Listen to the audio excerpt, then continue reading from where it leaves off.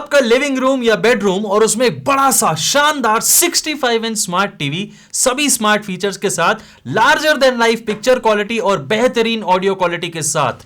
यह पहले सुनने में एक बहुत बड़ा महंगा सपना लगता था, लेकिन आज की डेट में नहीं। लेकिन ऐसा कौन सा टीवी है जो आपको ऐसा थिएटर लाइक एक्सपीरियंस दे सकता है, यही मैं आपको इस वीडियो में बताने वाला हूं। हेलो दोस्तों, welcome to my channel VM1। मेरा नाम है विनीत और आज मैं आपको बताऊंगा बेस्ट 65 इंच टीवी जो आप खरीद सकते हैं इंडिया में 2022 में।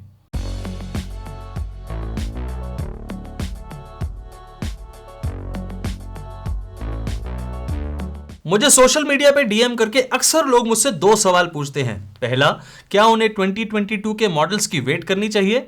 मैं आपको सीधा जवाब देता हूं आज वीडियो में। 2022 और अभी जो मिल रहे हैं उन टीवी मॉडल्स में क्या डिफरेंस आने वाला है? क्या जॉनी लीवर अमिताभ बच्चन उसमें दिखेगा? ऐसा बिल्कुल भी नहीं होगा।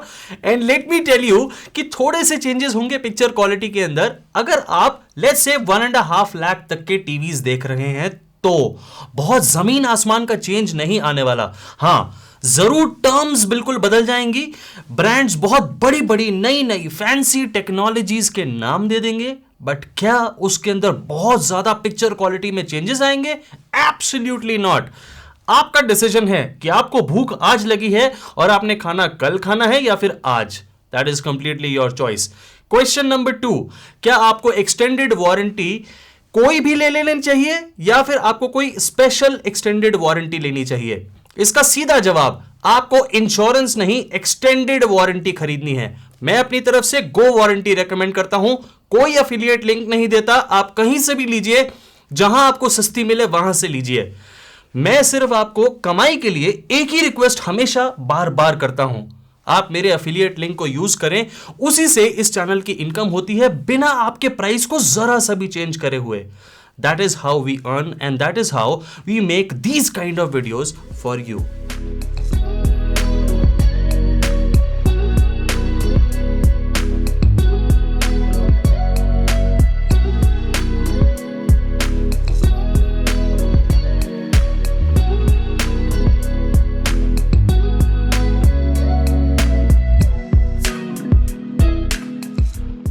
जिन भी टीवीज के बारे में अब आपको मैं बताने जा रहा हूं, उन सभी के फुल रिव्यूज आपको मेरे चैनल पे ऑलरेडी मिलेंगे। इस वीडियो के अंदर मैं मेनली पिक्चर क्वालिटी के बारे में बात करूंगा, जो आपके लिए जाननी सबसे ज्यादा जरूरी है। और जो फुटेजेस मैं यूज करूंगा वो रिप्रेजेंटेशनल पर्पसेस के लिए हैं, क्योंकि कुछ टीवीज उनमें से अभी इस समय स्टूडियो में अवेलेबल नहीं है। चलिए आगे बढ़ते हैं और आपको बताता हूं बेस्ट 65 इंच टीवी जो आप खरीद सकते हैं इस समय 2022 में। और उसमें नंबर 5 पे मेरी लिस्ट पे आता है नोकिया टीवी।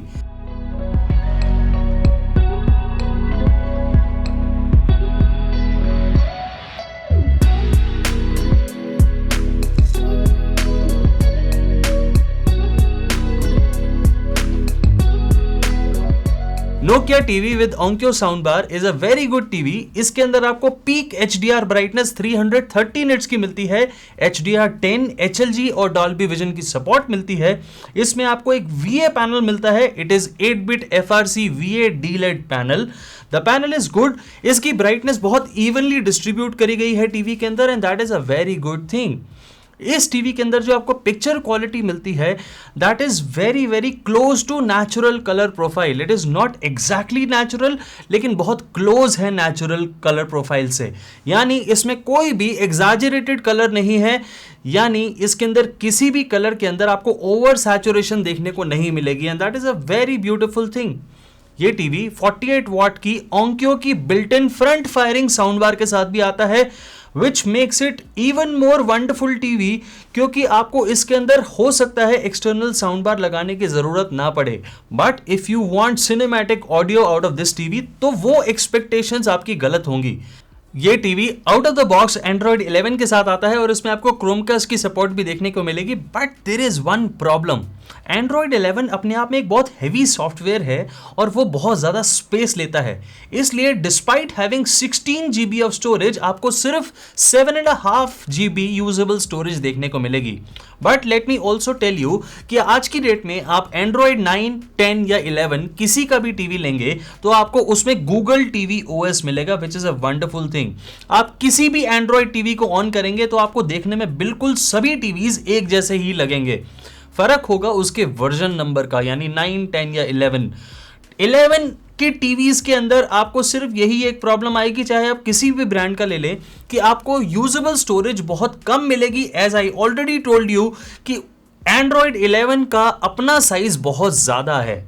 कनेक्टिविटी ऑप्शंस की बात करें तो इस टीवी के अंदर आपको 3 HDMI पोर्ट्स मिलेंगे, 2 USB पोर्ट्स मिलेंगे और बाकी सभी जरूरी पोर्ट्स मिलेंगे ब्लूटूथ कनेक्टिविटी के साथ, और एक HDMI 2.1 EARC पोर्ट है। यानी अगर आप डॉल्बी एटमॉस साउंड बार को इस टीवी के साथ कनेक्ट करेंगे तो आपको Dolby Atmos signal pass through मिल जाएगा टीवी से साउंड बार को, and that is a wonderful thing. But there is one problem, इस टीवी के अंदर USB 2.0 और एक USB 3.0 पोर्ट है। एक्चुअली ये बहुत अच्छी चीज है, लेकिन वो दोनों प्रॉपरली फंक्शनल पोर्ट्स नहीं हैं, and this could be a software glitch जो अभी तक नोकिया ने सॉल्व नहीं किया जब से उन्होंने लॉन्च किया था। आगे करेंगे या नहीं करेंगे, that I can not say, and this becomes one con of this TV. Second con जो इस टीवी का है वो है picture quality. The picture quality is good but the brightness is not that fantastic. अगर इस टीवी की brightness let's say 400 450 के आसपास होती तो इस टाइप की पिक्चर क्वालिटी, यानी थोड़ी सी flat colour profile picture quality आपको बहुत ज्यादा अच्छी लगती। बट क्योंकि इस टीवी की ब्राइटनेस कम है और पिक्चर प्रोफाइल थोड़ी फ्लैट है, आपको थोड़ा सा फीका ये टीवी लगेगा in many situations, which is somewhat problematic according to me, but choice आपकी है। अगर आपको इस रेंज के अंदर ये टीवी बहुत अच्छा लग रहा है और आपके पास कोई और कंपटीशन ब्रांड इस रेंज में अवेलेबल नहीं है, क्योंकि इस टीवी का प्राइस अप्रॉक्सीमेटली 57,000 रुपीज इस समय है, एंड ये एक बहुत अच्छा कॉम्पिटिटिव प्राइस है, तो आप इसे कंसिडर कर सकते हैं। इसके लिंक्स दिए हैं डिस्क्रिप्शन बॉक्स में, इसे जरूर चेक करिए, बट मेरी अगली 2-3 ऑप्शंस देखने के बाद।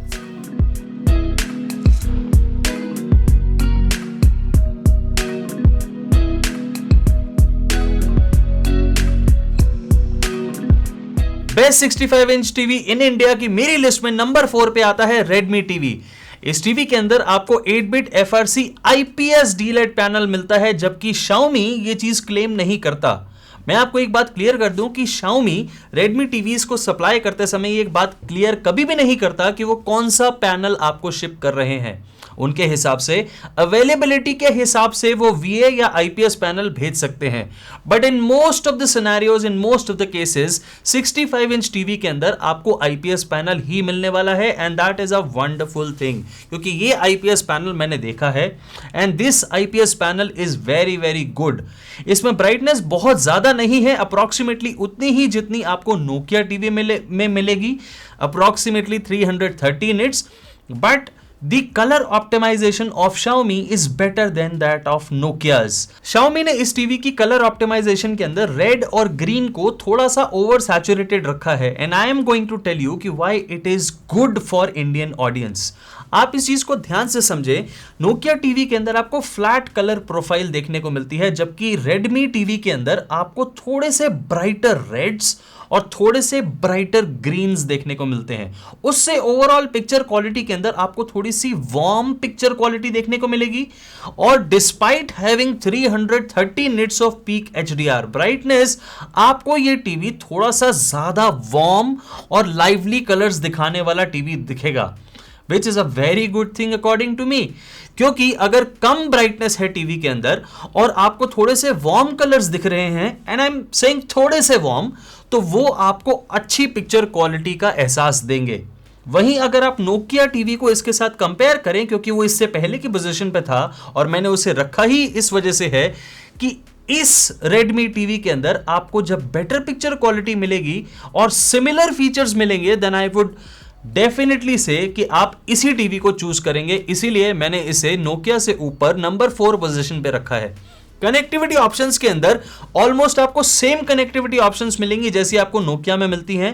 3 HDMI पोर्ट्स मिलेंगे, 2 USB पोर्ट्स मिलेंगे और बाकी सभी जरूरी पोर्ट्स मिलेंगे विद ब्लूटूथ कनेक्टिविटी। बट इसके अंदर एक HDMI 2.1 EARC पोर्ट जो है वो ऑटो लो लेटेंसी मोड के साथ भी आता है, and that is a fantastic thing. दोस्तों ध्यान से समझें कि auto low latency mode gaming के लिए बहुत शानदार चीज है। ये HDMI 2.1 पोर्ट का ही एक पार्ट होता है, लेकिन हर ब्रांड इसे देता नहीं है। ऑटो लो लेटेंसी मोड यानी ALLM से होता यह है कि आपका जो इनपुट लैग है वो बहुत ज्यादा कम हो जाता है। So if you are a gamer and आपको एक बजट में टीवी चाहिए, gaming TV, then Redmi TV is the option for you. और ये 65 इंच टीवी IPS पैनल के साथ बहुत ही शानदार जबरदस्त ऑप्शन है। इस टीवी के अंदर आपको Android 10 out of the box मिलता है और Chromecast की सपोर्ट मिलती है। ये टीवी पैचवॉल 4 के OS के साथ आता है, यानी ऑन टॉप ऑफ एंड्रॉइड आपको पैचवॉल 4 की स्किन मिलेगी। कंटेंट बेसिकली आपको वही देखने को मिलेगा जो भी आपके टीवी में है, यानी जो एप्स आपके टीवी में है वही कंटेंट आपको एंड्रॉइड OS के अंदर भी और पैचवॉल OS में भी देखने को मिलेगा। So there is not much of a difference, it is just how you display the content. वो अलग है पैचवॉल में और एंड्रॉइड में, that's the only difference. 30 watt की ऑडियो मिलती है आपको Redmi टीवी के बॉटम फायरिंग स्पीकर्स के साथ और आपको Dolby Atmos और DTS Virtual X की सपोर्ट भी इस टीवी के अंदर देखने को मिलेगी। आप अगर एक साउंड बार इस टीवी के साथ अटैच करेंगे, जो कि मेरे हिसाब से करनी चाहिए because the audio quality is not that fantastic, मतलब सिनेमैटिक ऑडियो आपको देखने को नहीं मिलेगी इस टीवी के साथ, तो आपको Dolby Atmos पास थ्रू मिलेगा अगर आपकी साउंड बार में Atmos है तो, and this is a good thing. ये टीवी अच्छा है और इसके अंदर आपको अच्छी पिक्चर क्वालिटी देखने को मिलेगी और साथ में आपको Xiaomi की अपनी बनाई हुई रियलिटी फ्लो टेक्नोलॉजी भी देखने को मिलेगी जो 60 FPS यानी फ्रेम पर सेकंड पे काम करती है। This is nothing but a MEMC which is software based, और ये बहुत शानदार तरीके से काम करती है? Absolutely not. आपको मोशन ब्लर में किसी टाइप की रिडक्शन इस टेक्नोलॉजी को यूज करके नहीं देखने को मिलेगी for sure.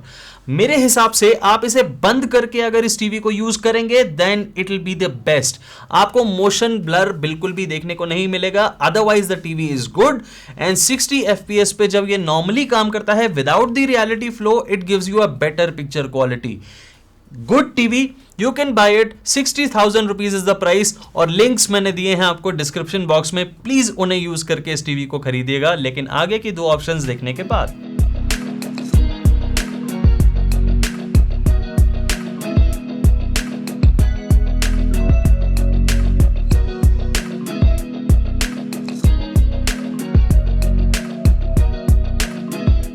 Best 65 inch TV that you can bye in India in 2022 की मेरी लिस्ट में नेक्स्ट टीवी यानी नंबर 3 पे आता है Hisense Tornado टीवी।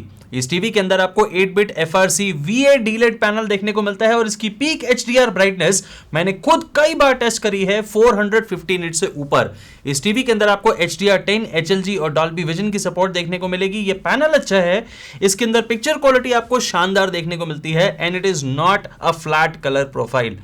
ये ओवर सैचुरेटेड कलर्स भी नहीं है और इसके अंदर आपको फ्लैट प्रोफाइल भी नहीं मिलती। It is exactly kind of you can say very close to natural colour profile.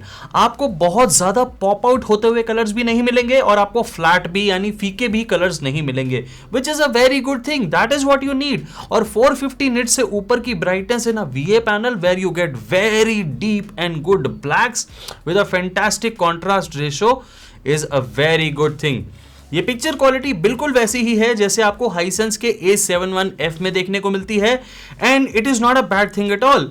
इस टीवी के अंदर और A71F के अंदर फर्क ये है कि इस टीवी में आपको बिल्ट इन साउंड बार मिलती है JBL की 102 वॉट्स की which is front firing. Do not mistake this 102 watt sound bar with actual 100 watt sound bar. देखिए, अगर आप 100 वाट की एक साउंड बार लेंगे और उसकी ऑडियो क्वालिटी को इस टीवी के साथ आने वाली साउंड बार की ऑडियो क्वालिटी के साथ कंपेयर करेंगे, देन डेफिनेटली जो अलग से साउंड बार है वो बहुत ज्यादा बेटर ऑडियो के साथ आएगी और उसमें आपको बहुत ज्यादा अच्छे रिजल्ट्स देखने को मिलेंगे बिकॉज उसमें आपको सबवूफर भी साथ में मिलेगा। इस टीवी के अंदर आपको सबवूफर साथ में नहीं मिलता, बट ये साउंड बार आपकी मोस्ट ऑफ द नीड्स को पूरा कर सकती है। अगर आपको बहुत ज्यादा बूम बूम सिनेमैटिक साउंड नहीं चाहिए, then you don't need to buy any other sound bar with this TV. ये टीवी अच्छा है। इस टीवी के अंदर कनेक्टिविटी ऑप्शंस के अंदर थोड़ी प्रॉब्लम है and I am going to tell you that now. 3 HDMI ports मिलते हैं, 2 USB पोर्ट्स मिलते हैं और बाकी सभी जरूरी पोर्ट्स मिलते हैं, लेकिन HDMI 2.1 EARC पोर्ट नहीं मिलता। नाउ अंडरस्टैंड उसकी जरूरत क्या है आपको। अगर आप एक गेमर हैं, आपको यह टीवी नहीं लेना चाहिए। आपको इससे पहले वाली पोजीशन पे आने वाला रेडमी टीवी लेना चाहिए, क्योंकि उसके अंदर आपको ऑटो लो लेटेंसी मोड यानी ALLM देखने को मिलेगा। अगर आप एक गेमर नहीं हैं, then you can go for this TV. HDMI 2.1 EARC port का फायदा सिर्फ यह है कि अगर आप उस पोर्ट के अंदर एक डॉल्बी एटमॉस साउंड बार को लगाएंगे तो आपको डॉल्बी एटमॉस सिग्नल साथ में पास थ्रू देखने को मिलेगा। That's about it. और एक virtual Atmos signal pass through होता है। एक्चुअल एटमॉस आपको इस टीवी में क्या किसी और टीवी में देखने को नहीं मिलेगा। Try and understand this very clearly and properly. आपको देखना है कि आपने एक एटमॉस साउंड बार खरीदी है, आपके पास एटमॉस साउंड बार ऑलरेडी है, या आप एक टीवी के साथ लगाना चाहते हैं और आप एटमॉस पास थ्रू चाहते हैं, तो फिर ये टीवी आप स्किप करें। इससे आगे आने वाला या इससे पहले जो मैंने रेडमी टीवी बताया आप वो कंसिडर कर सकते हैं, उनमें आपको एटमॉस पास थ्रू मिलता है। But otherwise this TV is very good in terms of picture quality. ये TV Android 9 out of the box आता है, which could be a bad thing for you but not for me, क्योंकि मैंने आपको जैसे पहले ही बताया कि एंड्रॉयड किसी भी 9, 10 या 11 के अंदर अब आपको गूगल OS देखने को मिलता है और सभी एंड्रॉयड टीवीज अब बिल्कुल एक जैसे दिखाई देते हैं। इस टीवी के अंदर आपको 16 GB की स्टोरेज देखने को मिलती है, जबकि यूजेबल स्टोरेज इस टीवी के अंदर आपको 11 GB देखने को मिलेगी। अब बात करते हैं इसके प्रोज एंड कॉन्स के बारे में। प्रोज मैंने आपको बहुत सारे बता दिए, कॉन्स की बात करते हैं। इस टीवी के अंदर आपको HDMI 2.1 EARC पोर्ट नहीं मिलता, यही इसका सबसे बड़ा कॉन है। लेकिन आपके लिए वो है या नहीं ये आपने डिसाइड करना है। आप अगर एक गेमर है, जैसे मैंने आपको पहले बताया, डोंट बाय दिस टीवी। आपको अगर डॉल्बी एटमॉस साउंड बार इस टीवी के साथ लगानी है और आपको डॉल्बी एटमॉस सिग्नल की डिकोडिंग चाहिए, डोंट बाय दिस टीवी। आपको इससे पहले या इसके बाद आने वाला टीवी देखना चाहिए और उसे देखिए और उसके बाद डिसाइड करिए खुद। 68,000 रुपीज इस टीवी का प्राइस है इस समय। अब आपके ऊपर है, आपने ये टीवी बाय करना है या नहीं। बाय करें तो प्लीज मेरे लिंक को यूज करिएगा जो डिस्क्रिप्शन बॉक्स में दिया है।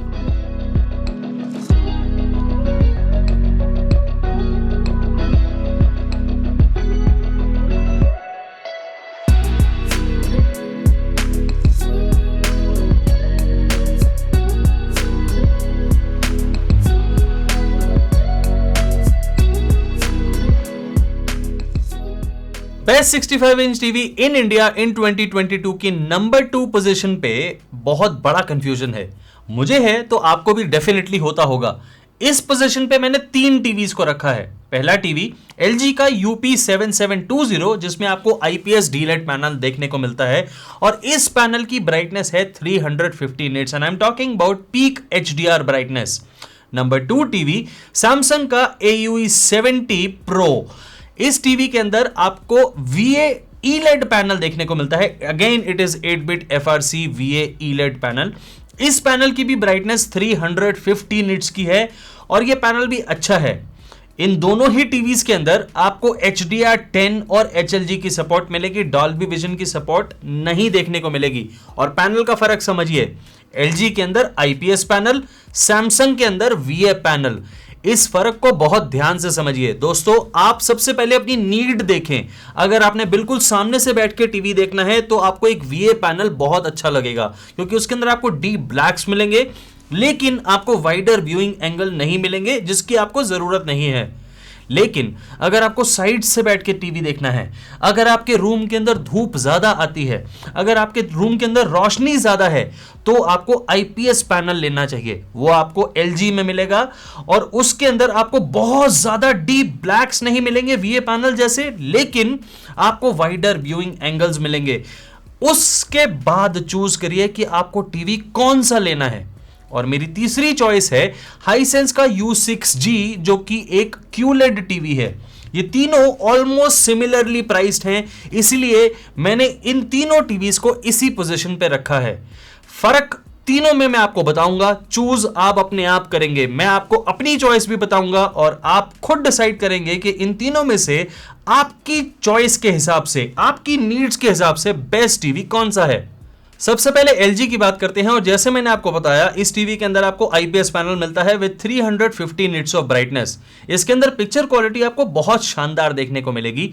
यह पैनल बहुत ही ज्यादा अच्छा है। Picture quality is very well optimised. इसकी कलर कैलिब्रेशन बहुत शानदार तरीके से करी गई है, जिसकी वजह से आपको कलर्स बहुत ज्यादा अच्छे दिखेंगे। आपको नेचुरल कलर प्रोफाइल देखने को मिलेगी विच इज फैंटास्टिक। अब बात करते हैं सैमसंग टीवी की, जिसे मैंने VA पैनल आपको बताया और 350 निट्स की ब्राइटनेस इस पैनल के अंदर आपको देखने को मिलती है। The panel is very good. इसके अंदर जो बैकलाइट LED है उसकी क्वालिटी भी बहुत अच्छी है और वो बहुत इवन ब्राइटनेस पूरे पैनल में प्रोड्यूस कर रही है, which is again a very good thing. But इसके अंदर आपको वाइडर व्यूइंग एंगल्स जाते ही, यानी आप वाइडर व्यूइंग एंगल्स इससे बिल्कुल एक्सपेक्ट नहीं कर सकते, और वाइडर जाते ही आपको बहुत ही ज्यादा कलर और ब्राइटनेस लॉस देखने को मिलता है, विच is a very big disappointment. और ये VA पैनल के अंदर होता ही है। Now the third TV is Hisense QLED यानी U6G। इस टीवी के अंदर आपको VA QLED DLED पैनल देखने को मिलता है और इस पैनल की ब्राइटनेस मेरी खुद की टेस्ट करी हुई है 500 निट्स, जबकि कंपनी क्लेम करती है 700 निट्स तक की पीक HDR ब्राइटनेस, लेकिन वो ब्राइटनेस होती है 10% या 25% विंडो की। यानी जिस जगह ब्राइटनेस की बहुत ज्यादा जरूरत होगी टीवी को, वहां पे वो 700 निट्स तक की ब्राइटनेस उस एरिया में देके उस एरिया को इल्यूमिनेट कर सकता है, विच इज फैंटास्टिक। ये एक फुल एरे लोकल डिमिंग के साथ आने वाला पैनल है, which is again a very good thing. यानी जहां पे लाइट की बिल्कुल जरूरत नहीं है, लेट्स से रात का सीन है और टीवी के अंदर बिल्कुल you are watching the sky and it is night sky, और बिल्कुल भी रोशनी की जरूरत नहीं है, बिल्कुल काली स्क्रीन है, वहां पे फुल एरे पैनल की लाइट्स यानी बैकलाइट LEDs बिल्कुल ऑफ हो जाती हैं, विच is a very good thing in any TV. ये टेक्नोलॉजी बहुत एक्सपेंसिव होती है। सोनी के टीवीज, LG के टीवीज या फिर सैमसंग के टीवीज के अंदर जब आती है तो वो 1-1 लाख रुपए के कॉस्ट करते हैं या उससे ऊपर के कॉस्ट करते हैं, और ये इस प्राइस में हाइसेंस से मिल रही है।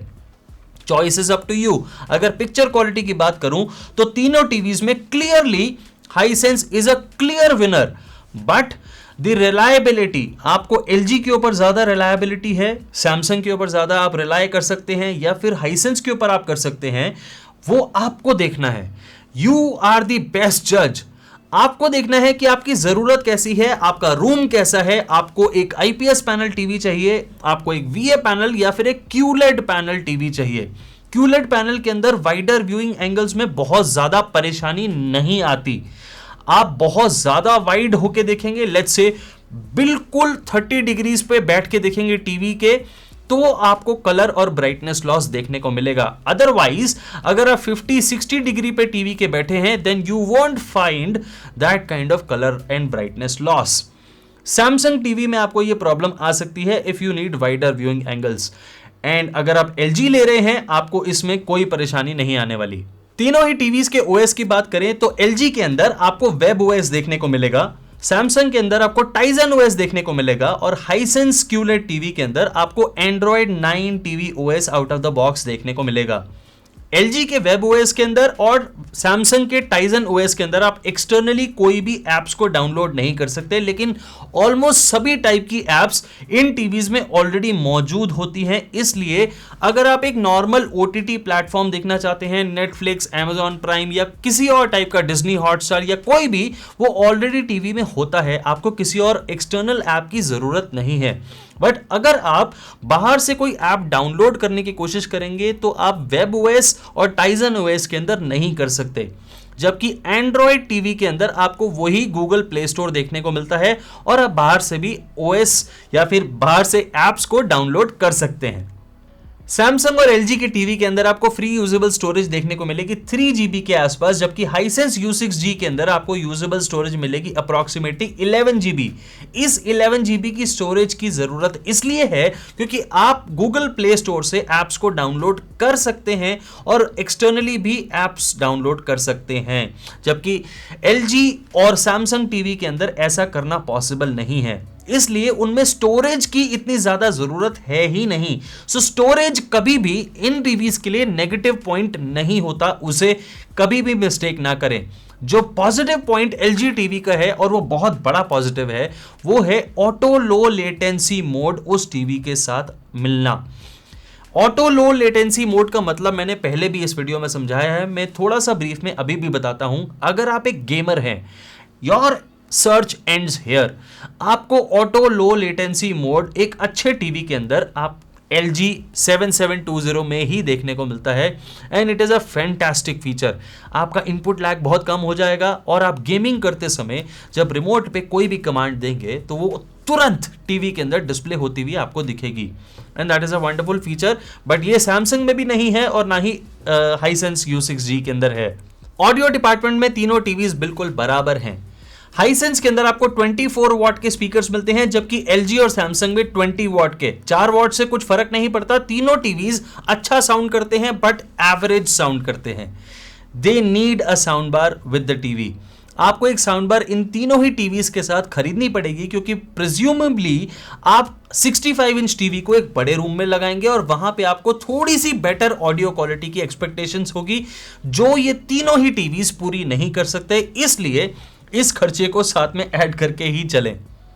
अब आती है प्रोज एंड कॉन्स की बात, और उसमें सबसे पहले हाइसेंस के कॉन्स, और वो कॉन्स सबसे बड़ा ये है कि इस टीवी के अंदर आपको ऑटो लो लेटेंसी मोड नहीं मिलता, आपको HDMI 2.1 EARC पोर्ट नहीं मिलता, and this is a very big thing, क्योंकि ये टीवी अच्छा खासा कॉस्टली है। और इस कॉस्ट के आने वाले टीवी के अंदर आपको HDMI 2.1 EARC पोर्ट जब नहीं मिलता, देन यू फील कि यार मैंने पैसे किस लिए खर्च करे। बट आपको LG के अंदर वो 2.1 EARC पोर्ट मिलता है। द थिंग इज कि उसके अंदर आपको सिर्फ 2 HDMI पोर्ट्स मिलते हैं, 3 नहीं, और एक USB पोर्ट मिलता है, विच is a very bad thing. Samsung TV के अंदर ऐसा नहीं है। AUE 70 के अंदर आपको 3 HDMI पोर्ट्स मिलते हैं और 2 USB पोर्ट्स मिलते हैं। उन HDMI पोर्ट्स में से एक 2.1 EARC पोर्ट है। बाकी सब कनेक्टिविटी ऑप्शन सब टीवीज के अंदर हैं। तीनों टीवीज के अंदर ब्लूटूथ भी है। आप किसी भी हेडफोन को या ईयरफोन को तीनों टीवीज के साथ पेयर करके एंजॉय कर सकते हैं। इस वीडियो को शूट करते हुए तीनों ही टीवीज की कॉस्ट 90,000 रुपीज है, लेकिन एक बहुत बड़ा फर्क है। सैमसंग AUE 70 और हाइसेंस U6G QLED टीवी के साथ आपको सिर्फ 1 ईयर की ब्रांड वारंटी मिलती है, कॉम्प्रिहेंसिव, लेकिन LG टीवी के साथ आपको 3 ईयर वारंटी मिल रही है इस समय। ये आगे चेंज हो सकती है, कम हो सकती है, बढ़ सकती है, दैट आई कैन नॉट से, बट इस समय इस वीडियो के शूट करने के टाइम 3 ईयर वारंटी मिल रही है। आपको एक्सटेंडेड वारंटी के बारे में मैंने वीडियो शुरू होते ही समझा दिया था, उस बात को याद रखें, और जो भी टीवी आपकी ज़रूरत में बेस्ट हो और जो भी आपको सबसे ज़्यादा पसंद हो उसे ऑर्डर करें। दोस्तों प्लीज़ मेरा लिंक यूज़ करिएगा। तीनों ही टीवीज़ के लिंक्स आपको डिस्क्रिप्शन बॉक्स में दिए हैं, प्लीज़ उन्हें यूज़ करके अपने ऑर्डर को कंप्लीट करिएगा।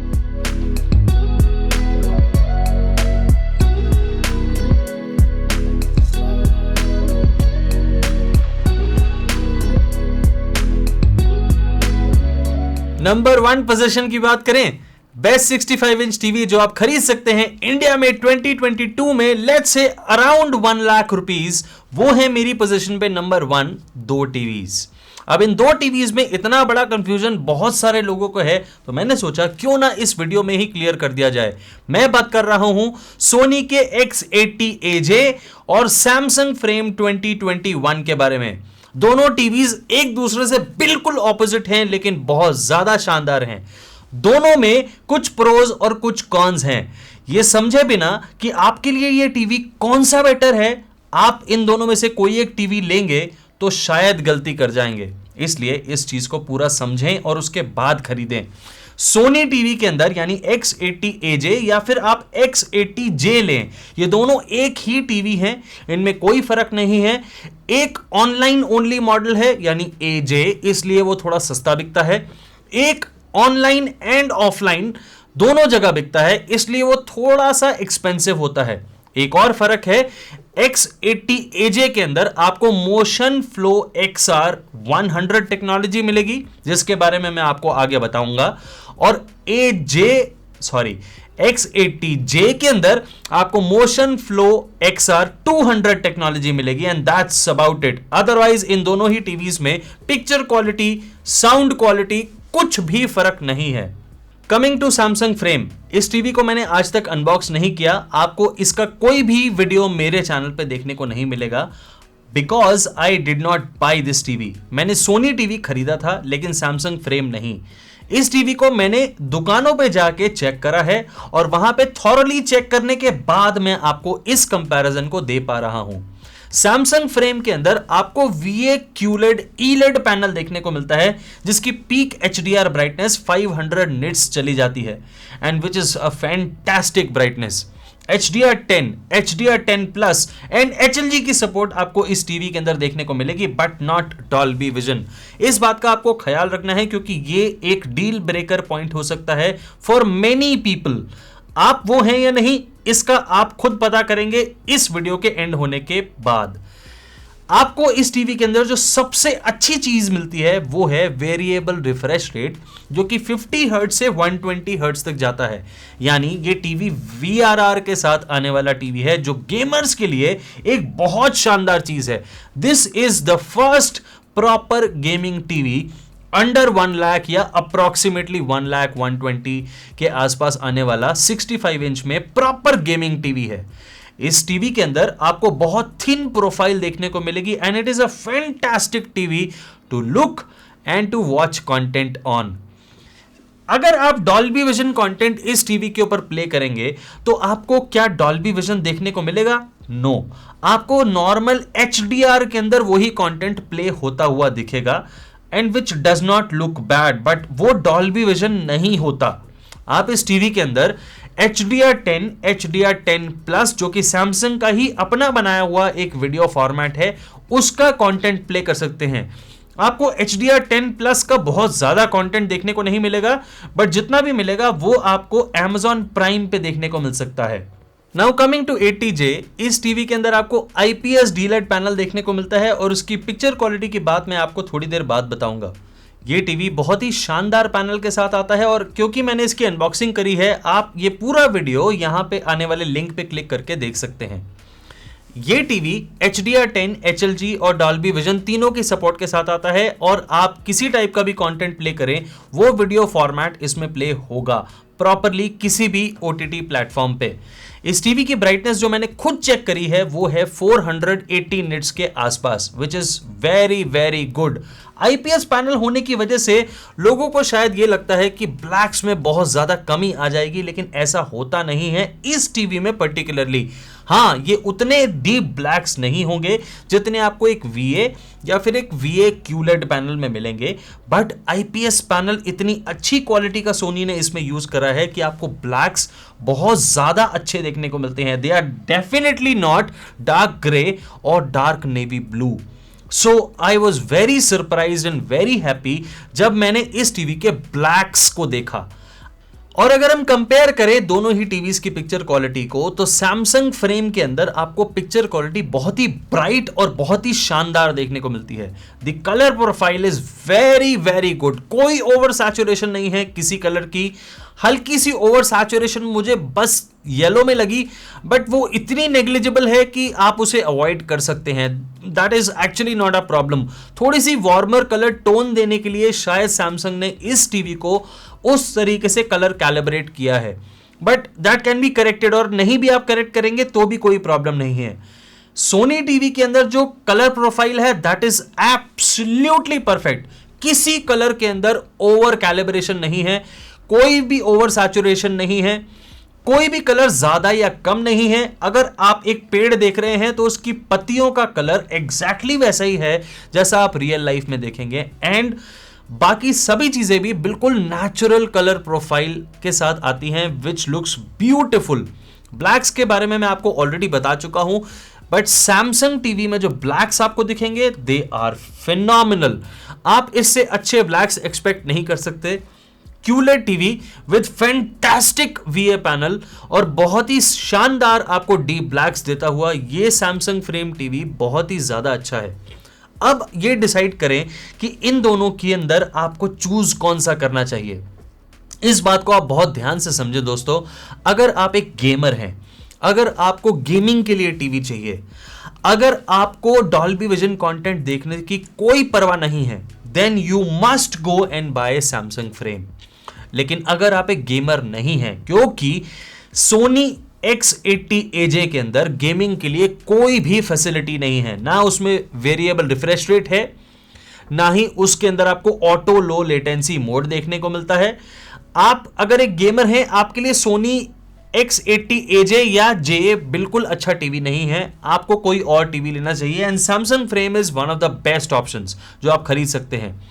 बट अगर आप एक गेमर नहीं है and you want to watch various contents, अगर आपको डॉल्बी विजन कंटेंट्स देखना है, अगर आपने नेटफ्लिक्स, Amazon प्राइम, इन सब के ऊपर कंटेंट को एंजॉय करना है, then Sony is your choice. फिर आपको सैमसंग फ्रेम नहीं लेना चाहिए।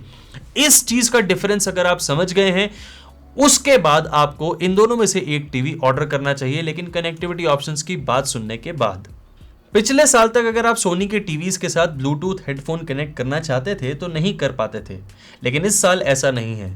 सोनी X80J के अंदर या AJ के अंदर आपको ब्लूटूथ कनेक्टिविटी भी मिलती है। इसमें आपको 4 HDMI पोर्ट्स मिलते हैं, 2 USB पोर्ट्स मिलते हैं और बाकी सभी टाइप की कनेक्टिविटी ऑप्शंस मिलती है।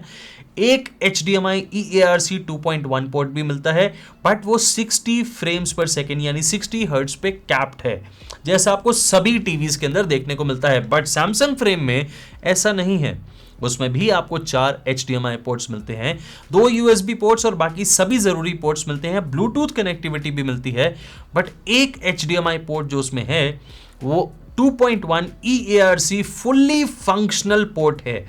मेरा उसका कहने का मतलब है कि उसमें ALLM और उसमें साथ में 4K at 120 हर्ट्ज तक की आप क्लिप प्ले कर सकते हैं या फिर गेमिंग कर सकते हैं।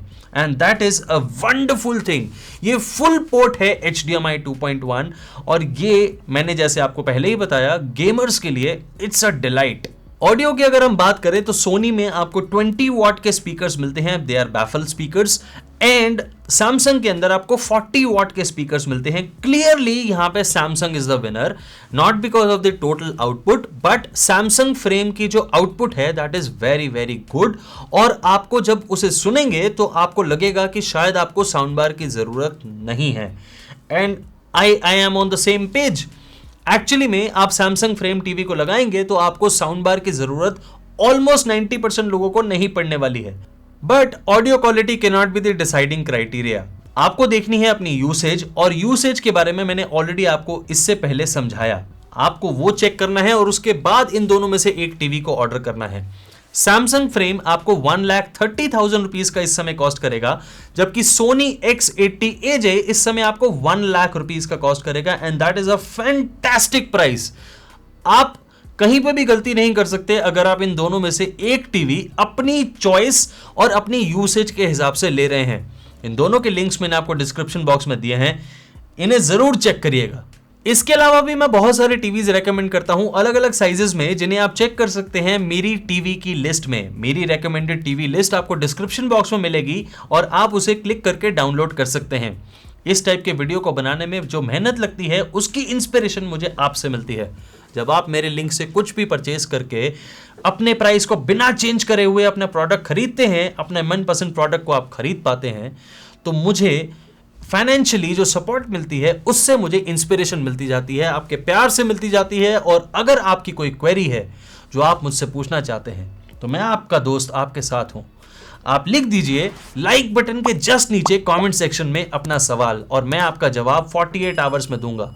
अगर आप यहां नहीं पूछना चाहते तो आ जाइए मेरे सोशल मीडिया हैंडल्स पे और डीएम करिए और मैं आपका जवाब अगेन 48 आवर्स के अंदर 100% करूंगा। और मुझे लगता है कि आपको ये दो वीडियोस बहुत ज्यादा पसंद आने वाले हैं। इसी टाइप के वीडियोस हैं और थोड़े लंबे भी हैं, क्योंकि डिटेल्स आपको जल्दी में नहीं बताई जा सकती। इन्हें भी जरूर चेक करिएगा और मैं आपको मिलता हूं अपने नेक्स्ट वीडियो में बहुत ही जल्दी। Thank you so much.